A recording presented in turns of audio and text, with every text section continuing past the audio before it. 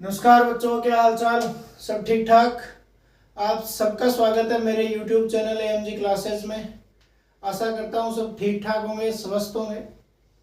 तो आज जो है हम पढ़ेंगे हरियाणा जीके। और हरियाणा जीके के अंदर हमने कल पढ़ा था क्या, चौहान वंश। चौहान वंश का समय काल क्या था, 1139 से 1206 ईस्वी तक। मैंने कल भी बताया था कि 1206 के अंदर क्या होता है कि दिल्ली सल्तनत काल का आरंभ होता है। और दिल्ली सल्तनत काल के अंदर 1206 में एक पहला वंश, दिल्ली सल्तनत काल में 5 वंश बनते हैं। और 5 वंश में पहला वंश जो है वो होता है गुलाम वंश। तो आज जो है हम इस पूरे गुलाम वंश को पढ़ने का काम करेंगे। और पढ़ेंगे कितना, बस उतना ही पढ़ेंगे जितना हमें हरियाणा जीके के अंदर इसकी जरूरत पड़ती है। उतना ही हम पढ़ने का क्या करेंगे, आज कार्य करेंगे। तो आइए शुरू करते हैं हरियाणा जीके की आज की क्लास।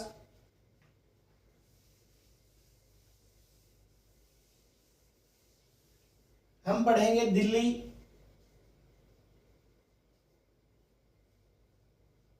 सल्तनत काल, जिसका समय काल क्या रहता है, 1206 से लेकर के 1526 ईस्वी तक रहता है। और इस दिल्ली सल्तनत काल के अंदर 5 वंश बनते हैं।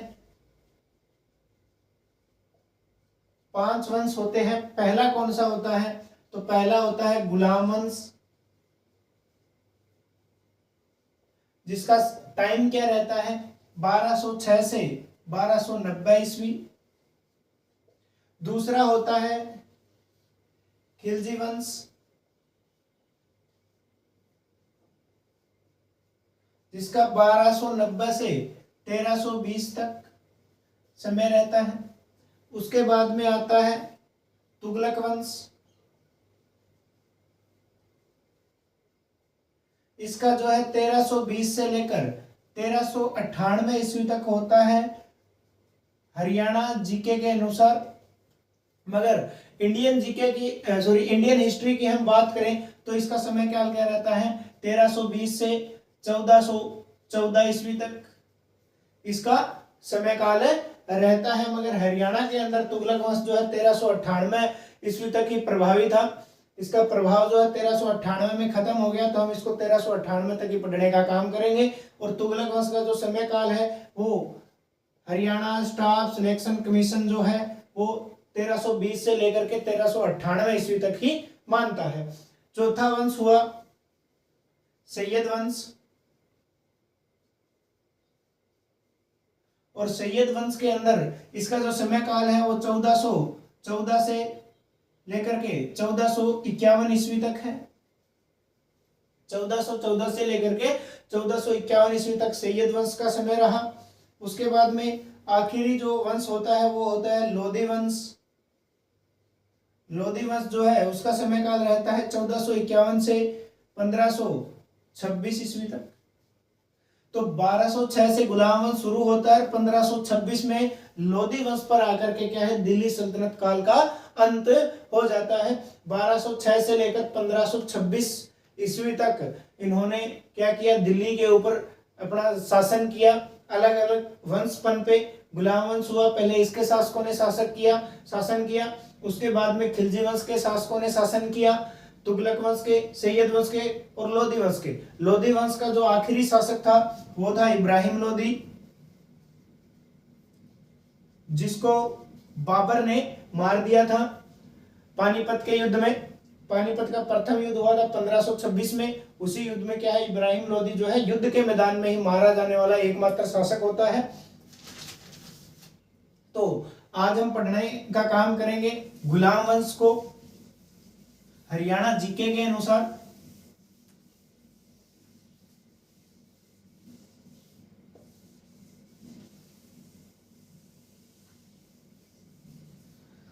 तो गुलाम वंश का जो संस्थापक है वो होता है कुतुबुद्दीन ऐबक। मोहम्मद गोरी का एक गुलाम होता है।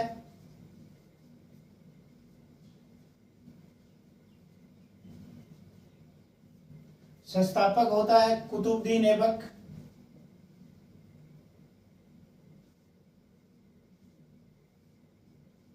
कुतुबुद्दीन ऐबक। और गुलाम वंश का जो वास्तविक संस्थापक होता है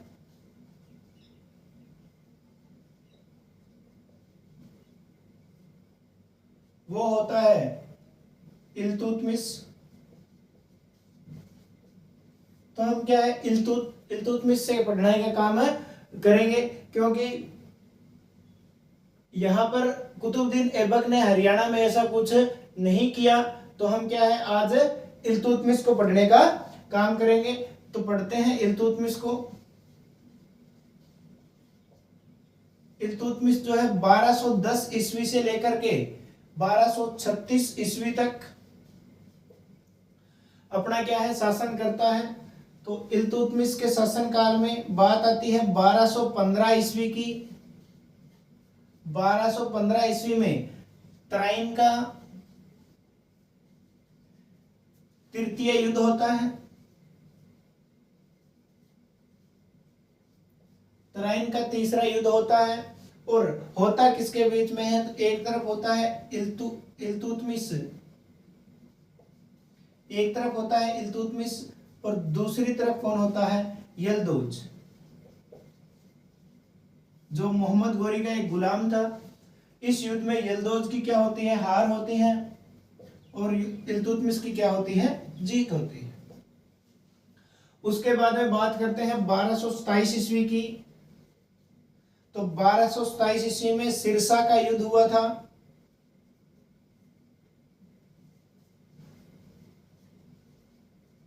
और सिरसा का युद्ध भी किसके बीच में हुआ? एक तरफ था इल्तुतमिश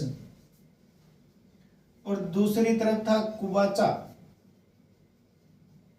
सिरसा का जो शासक था उसका नाम था कुबाचा। इस कुबाचा और इल्तुतमिश के बीच में लड़ाई होती है, युद्ध होता है और कुबाचा की क्या हो जाती है? हार हो जाती है और इल्तुतमिश की क्या होती है? जीत होती है। इल्तुतमिश जो है हरियाणा के अंदर इक्तों की स्थापना करता है।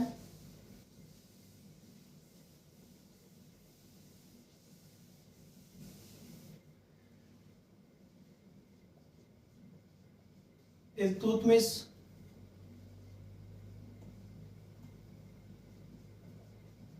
अचार, अचार का मतलब है हरियाणा, हरियाणा में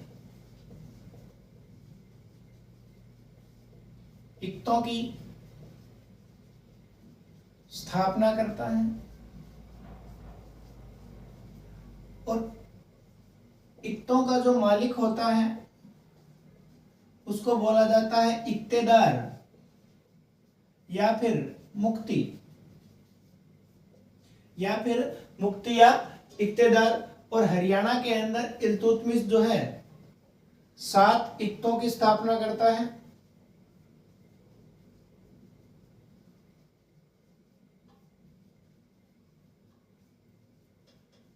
7 इक्तों की स्थापना करता है इल्तुतमिश। और सबसे छोटा इक्ता जो है, सबसे छोटा इक्ता पलवल होता है। तो इल्तुतमिश ने जो है हरियाणा के अंदर इतना ही काम किया। इसके बाद में जैसे ही 1236 से 1240 ईस्वी तक कौन शासन करता है? तो 1236 ईस्वी के अंदर इल्तुतमिश की मृत्यु हो जाती है। उसके बाद में 1236 से 1240 के अंदर रजिया सुल्तान, रजिया सुल्तान क्या है? शासन करती है, दिल्ली की गद्दी के ऊपर बैठती है।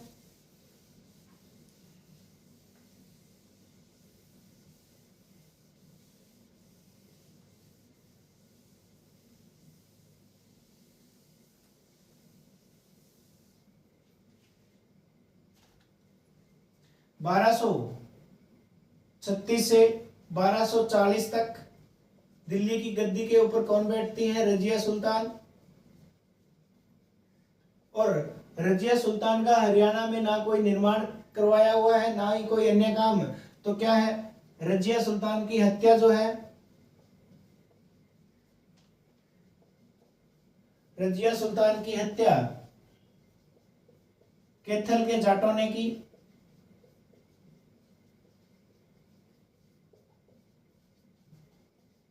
रजिया सुल्तान की हत्या कैथल के जाट करते हैं, तो रजिया सुल्तान का जो मकबरा है वो कहाँ है?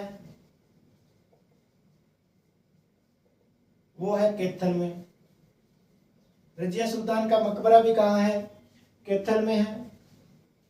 इसके बाद में आता है 1246 से 1266 ईस्वी तक दिल्ली की गद्दी में बैठता है नसीरुद्दीन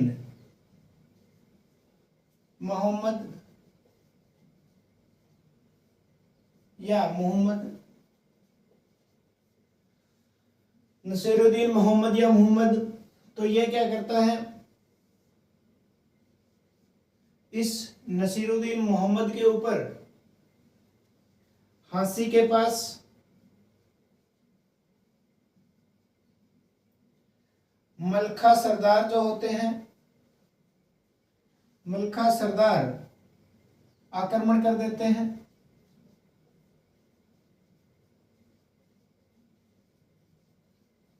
हांसी के पास क्या है, मलखा सरदार जो है वो नसीरुद्दीन मोहम्मद के ऊपर आक्रमण कर देते हैं। उसके बाद में जो नसीरुद्दीन है वो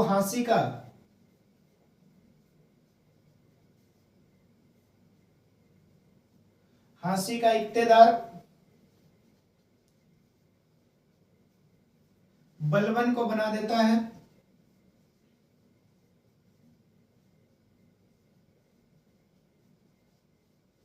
हांसी का इक्तेदार जो क्या है, बलबन को बना देता है। और बलबन को हांसी का इक्तेदार बनाने के बाद में बलबन जो है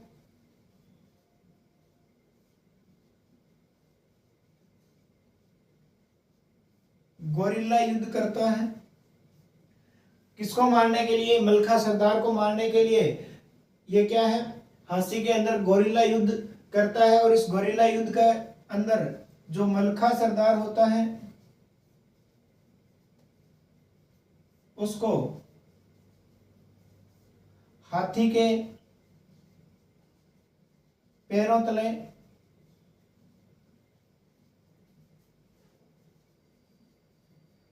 कुचलवा देता है। कि ये क्या करता है कि गोरिल्ला युद्ध करता है। गोरिल्ला युद्ध क्या होता है, छापा मार युद्ध की पद्धति होती है, वैसा युद्ध करता है मलखा सरदार के साथ। और मलखा सरदार जैसे ही इनको मिलता है तो उसको क्या है, बलबन है हाथी के पैरों के नीचे कुचलवा करके मार देता है। उसके बाद में बात आती है 1257 ईस्वी की।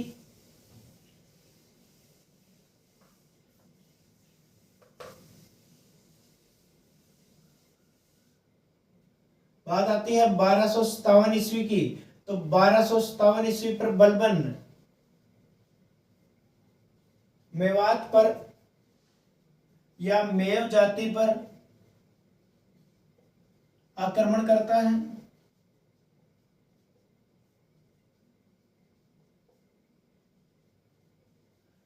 कहीं कहीं मेव जाति लिखा आता है, कहीं कहीं मेवात लिखा आता है। बात एक है, तो 1257 में बलबन क्या करता है, मेव जाति पर आक्रमण करता है। और 1265 की बात है, बात कब की है, 1265 ईस्वी की। 1265 ईस्वी में बलबन मेव जाति का संपूर्ण रूप से दमन कर देता है।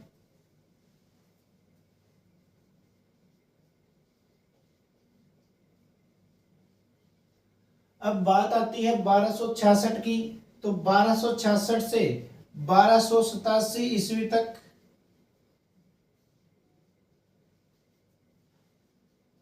दिल्ली की गद्दी पर बलबन का अधिकार रहता है।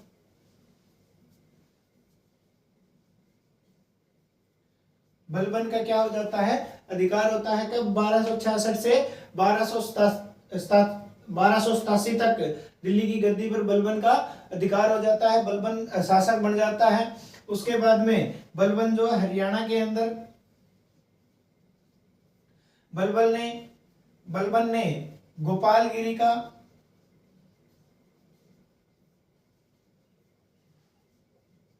दुर्ग बनवाया। और ये जो गोपालगिरी का दुर्ग है ये हरियाणा के गुरुग्राम में है।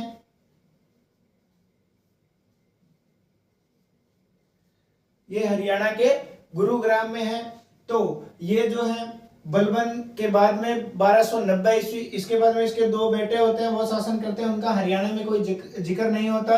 और 1290 ईस्वी में क्या होता है, गुलाम वंश का अंत हो जाता है और खिलजी वंश का आरंभ होता है।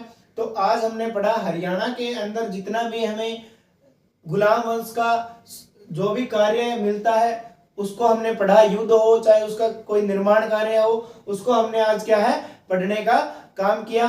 तो आज की हरियाणा जीके की क्लास में केवल इतना ही। आज के लिए धन्यवाद।